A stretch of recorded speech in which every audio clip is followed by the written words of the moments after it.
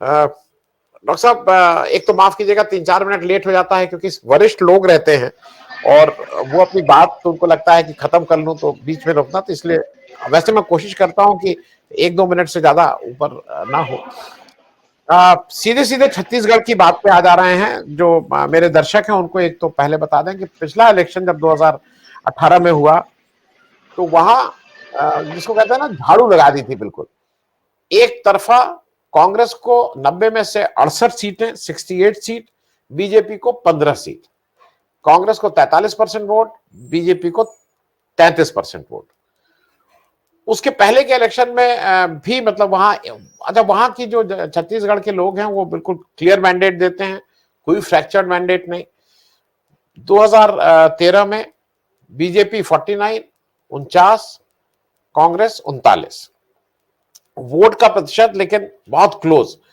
BJP को 41%, कांग्रेस को 40.3, 0.7% से वो 10 सीटों का अंतर हो गया था। 2008 में बीजेपी 50, कांग्रेस 38, 2003 में बीजेपी 50, कांग्रेस 37, और ये तीन जो लगातार थे वो रमन सिंह साहब के बहुत सक्सेसफुल टेन्योर थे। इस बार लेकिन डॉक्टर राजाराम त्रिपाठी जो बेसिक आपसे समझना चाह रहे हैं कि छत्तीसगढ़ कांग्रेस का सबसे मजबूत राज्य माना जा रहा है कि भाई यहां पे तो कांग्रेस हार ही नहीं सकती, बहुत अच्छा कर रही है, रमन सिंह साहब तो एक्टिव नहीं है, इत्यादि इत्यादि। कहीं ओवर कॉन्फिडेंस तो नहीं है? क्योंकि कभी कभी क्या होता है, बहुत ओवर कॉन्फिडेंस में भी अच्छी अच्छी जगहों को ये देखा गया है कि चुनावी नतीजे थोड़े चौंकाने वाले हो जाते हैं। तो पहली आपसे एक टिप्पणी दे दें कि कांग्रेस का ओवर कॉन्फिडेंस तो नहीं काम करने लगा है वहां? नमस्कार आनंद जी। दरअसल ये जो कॉन्फिडेंस है, ये जो पिछले 5 सालों में भूपेश बघेल ने जो काम किया है उससे पैदा हुआ कॉन्फिडेंस है। एक तो होता है केवल बैलून में हवा भर दें और कॉन्फिडेंस अप कर दें, तो ये जो कॉन्फिडेंस भूपेश बघेल के काम से उपजा है। क्योंकि छत्तीसगढ़ का जो अधिकतम वोटर है, अन्य राज्यों की तुलना में देखेंगे आप, लगभग 79% वोटर सीधे गांव और खेती से जुड़ा है। और खेती भी केवल प्रमुख फसल यहाँ की है, क्योंकि स्टेपल फूड राइस है, मुख्य भोजन भी चावल है, और धान यहाँ की पहली फसल है। तो मैं इसको इस ढंग से समझाने की कोशिश करूंगा कि अभी इसी हफ्ते भर पहले की बात है, आवेश मुझे करेक्ट करिएगा, रमन सिंह जी ने सार्वजनिक तौर पे कहा कि जो हमने पहले 270 रुपया धान पर प्रति टन बोनस की बात की थी, हम नहीं दे पाए थे। उसके बाद 300 रुपया वाली भी नहीं दे पाए। यही कारण है कि हम हारे। उन्होंने एक तरह से अपने मतलब सारी बातों को एकदम क्लियर कर दिया कि भाजपा जो है, हालांकि भ्रष्टाचार की बात भी करते हैं, लेकिन रमन सिंह ने क्लियर किया कि मुख्य मुद्दा ये था। और 5 सालों में चूंकि धान की खरीदी में छोटी मोटी कमियों को छोड़ दें, तो धान की खरीदी में इन्होंने रिकॉर्ड खरीदी की छत्तीसगढ़ में, और किसानों की जेबों तक पैसा पहुंचाया, बोनस भी पहुंचाया। ये एक बड़ा मुद्दा था। अब भाजपा के पास मुद्दे के नाम पे है भ्रष्टाचार की बात, तो जब एक उंगली उठाते हैं, तो चूंकि 15 साल उनका कार्यकाल था और इनका 5 साल, तो 4 उंगलियां इनकी तरफ है। भाजपा के पास लंबा कार्यकाल था और घोटालों की लंबी फेहरिस्त है, तो वहां पे अपनी शर्ट को सफेद नहीं बता पाते, बोलते जरूर है। तो मुद्दों की बात अगर आती है, भाजपा के पास कोई बड़ा मुद्दा है नहीं। केवल मोदी जी को एक ब्रांड लेके चले, क्योंकि भूपेश बघेल की सरकार की जो कार्यप्रणाली रही है उसे अन्य राज्यों ने भी अपनाया है। यहाँ की जो घुरुआ गरुआ घुरुआ बारे मतलब जो स्कीम रही है गोठान, और नरवा गरुआ घुरुआ बाड़ी, ये दोनों जो गांव तक पहुंची है। और इनमें खामियां हो सकती हैं एग्जीक्यूशन के लेवल पे कई जगह, लेकिन कई जगह पे जहां अच्छा काम किया है वो एक माइलस्टोन बन गया है कि भाई गोबर जो है उसका उपयोग हो रहा है, गायों को भी काफी हद तक नियंत्रित किया। हालांकि इसमें बहुत कुछ किया जाना बाकी है, लेकिन एक अच्छी शुरुआत दिखा देती है कि हाँ, आगे की तस्वीर साफ है। लेकिन हम वाकओवर तो नहीं कह सकते आनंद जी। वाकओवर इसलिए नहीं कह सकते कि मैं बार बार कहता हूं कि ब्रांड भूपेश बघेल मजबूत दिखता है, कांग्रेस मजबूत दिखती है, लेकिन जब हम विधानसभा वाइज बात करते हैं, कैंडिडेट को देखते हैं, तो हमें कैंडिडेट कमजोर दिखते हैं। क्योंकि केवल भूपेश बघेल के नाम पे या सरकार की उपलब्धियों के नाम पे जीते, खुद का उनका क्षेत्र को कोई लगातार जो गिरफ्त पकड़ होनी चाहिए, बम्पर विजय लेके आए, तो कहीं न कहीं जो मेहनत करनी चाहिए थी एमएलए को 5 सालों तक, वो मुझे कहीं खास नहीं दिखता। दूसरी एक चीज दिखती है, मैंने कई बार एक आध बार जिक्र शायद किया होगा कि अजीत जोगी की कार्यप्रणाली भी बहुत मतलब बहुत डायनेमिक थे। तो उन्होंने भी जब चुनाव, उनको ज्यादा वक्त नहीं मिला था और जल्दी चुनाव हो गया, लगभग 1.5-2 साल का काम किया उन्होंने। उसके बाद जब आए थे तो लग रहा था कि एक तरफा वो जीत रहे हैं, यही लग रहा था। और उसमें स्वर्गीय विद्याचंद्र शुक्ल जी ने जब अपनी नई पार्टी बना के उतरे तो 3 से 4% वोट को उन्होंने किया, जबकि लोग मान रहे थे कि इनका कहीं कोई असर नहीं होगा। उन 3-4% वोटों ने मामला जो है पूरा बदल दिया। और आप देखेंगे पिछले चुनाव में भी बीजेपी नेक टू नेक रही है, हार का अंतर कोई बहुत बड़ा नहीं रहा है। जहां से मैं आता हूँ कोडा गांव में, वहां पे केवल 1700 वोट से जीते हैं, जो कि पीसीसी के अध्यक्ष है रहे हैं कांग्रेस से 4 साल तक, तो वो भी केवल 1700 वोट से जीते थे। तो बाकी जगह भी कमोबेश कहानी ऐसी ही है। तो अगर ये वाकोर बांध के चलते हैं तो दिक्कत है, और मुझे यही लगता है यही कारण है कि कांग्रेस टाइम ले रही है सही कैंडिडेट चुनने के लिए, और चुनना भी चाहिए। जैसे राजस्थान में भी मेरा मानना है जहां कैंडिडेट को बदलना चाहिए, बदल देना चाहिए। बाकुर जैसी स्थिति तो आप जानते हैं नहीं रहती है। हाँ, साफ बढ़त आज की तारीख पे कांग्रेस भाजपा पे लेती हुई दिख रही है, और अभी तक भाजपा ने पूरे पत्ते खोले नहीं है। उनका घोषणा पत्र आता है या कोई बड़ी घोषणा किसानों के लिए करते हैं तो स्थिति कैसी बनती है यह हम देखेंगे।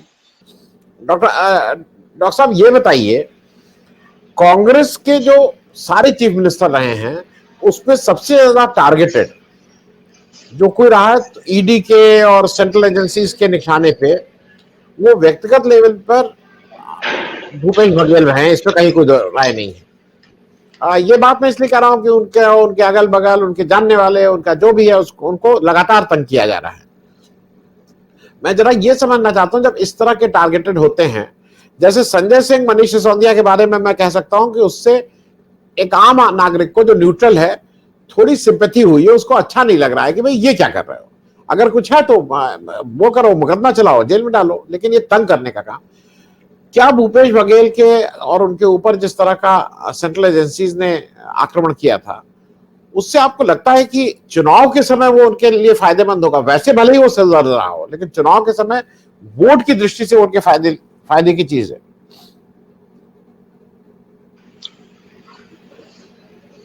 आनंद जी, आपने वास्तव में एक बड़ा मुद्दा उठाया है, क्योंकि भाजपा इसे ही हथियार के रूप में लेके चल रही है कि केवल राजनीति में आरोप लगाने से तो कुछ नहीं होता, आरोप तो लगते रहते हैं।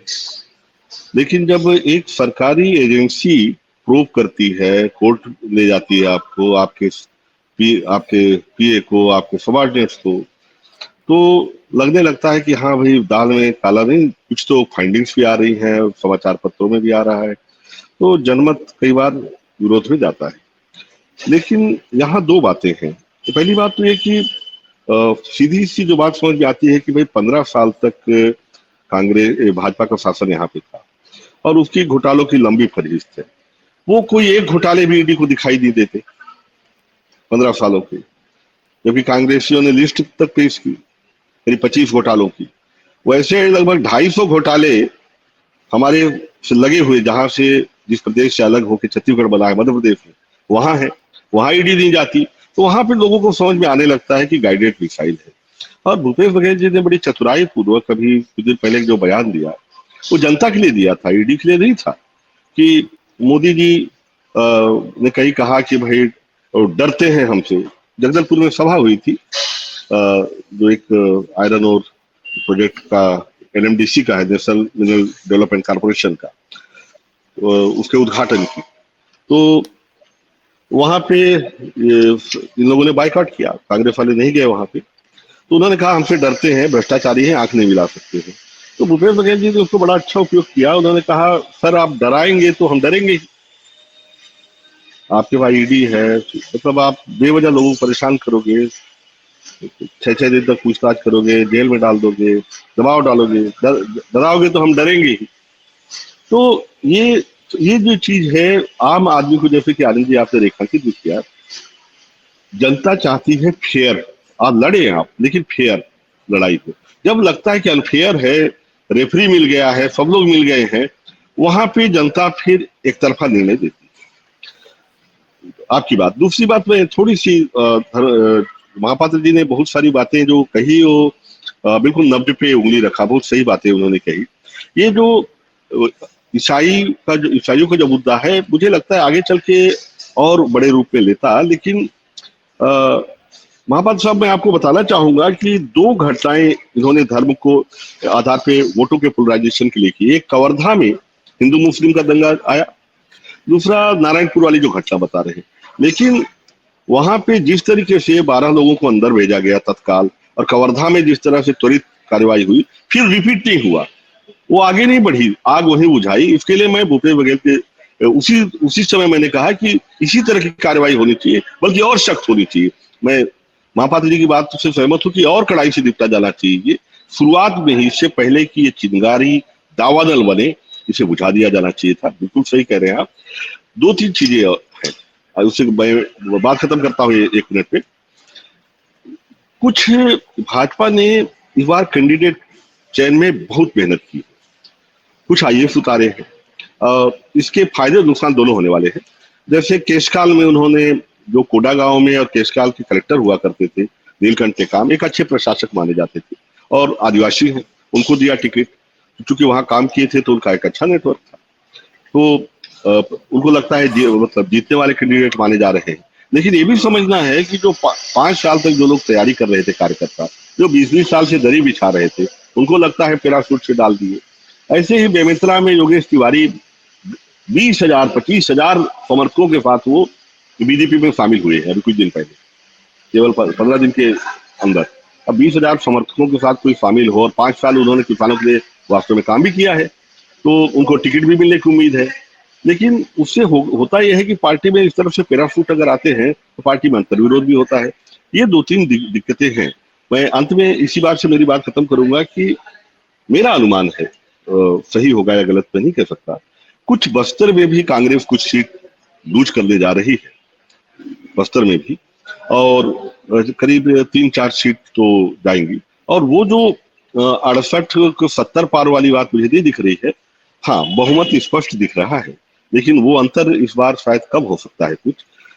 हालांकि जो दो मुद्दे आप बता रहे हैं कि गाय का मुद्दा जो बहुत बड़ा होता था पहले काऊ बेल्ट में, दूसरा है श्री राम का मुद्दा, जैसे कि आवेश भाई ने कहा। आवेश भाई, भूपेश बघेल ने राम को लेके, जो राम गमन पथ को लेके 5 साल काम किया, काफी कुछ बनाया भी, और बार बार कहा कि भाई ये तो राम की दनिहाल है, तो राम वाला मुद्दा काफी हद तक हाईजेक किया है यहाँ पे वो भूपेश बघेल जी ने। और गाय वाला तो बाकी जगह केवल बात होती थी, गोठान बनाया है। हालांकि गोठान में बहुत कुछ किया जाना बाकी है, मेरा भी मानना है। और गोठान कई जगह पे इनके लिए निगेटिव मार्किंग भी दे रहा है। जी, मैं इसी बात से अपनी बात खत्म करूंगा।